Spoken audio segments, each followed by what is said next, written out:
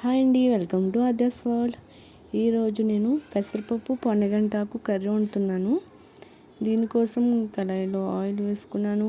Oil heat అయిన తర్వాత 1/2 tea spoon ఆవాలు, 1/2 టీ స్పూన్ జీలకర్ర, అలాగే శనగపప్పు ఇవి వేసుకుని ఫ్రై చేసుకుంటున్నాను. ఇవి దోరగా ఫ్రై అయిన తర్వాత దీంట్లోకి కొంచెం కరివేపాకుని యాడ్ చేసుకుంటున్నాను.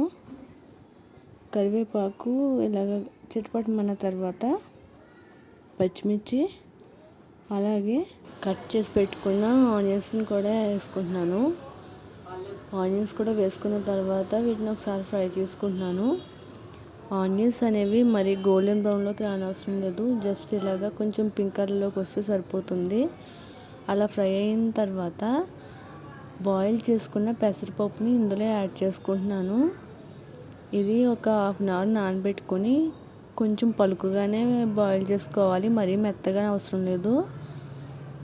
మరీ మెత్తగా అయిపోతే మనం కర్రీ మొత్తం అయ్యేటప్పటికి మొత్తం పేస్ట్ అయిపోతుంది. ఇలాగ కొంచెం ఫ్రై చేసుకున్న తర్వాత పొన్నగంటాకుని వాష్ చేసుకుని ఇందులో వేసుకోవాలి. ఇందులో వేసుకున్న తర్వాత కొంచెం సాల్ట్, అలాగే కొంచెం పసుపు యాడ్ చేసుకొని ఒకసారి కలుపుకోవాలి. తర్వాత దీంట్లోకి కారం వేసుకోవాలి. కారం అనేది ముందుగా వేస్తే కర్రీ మొత్తం మాడిపోయినట్టు అయిపోతుంది, అందుకని కొంచెం లాస్ట్లో వేసుకున్నాను.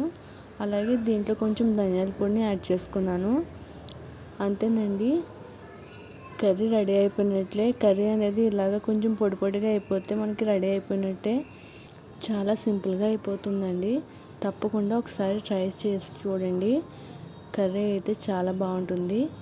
బాయ్ అండి.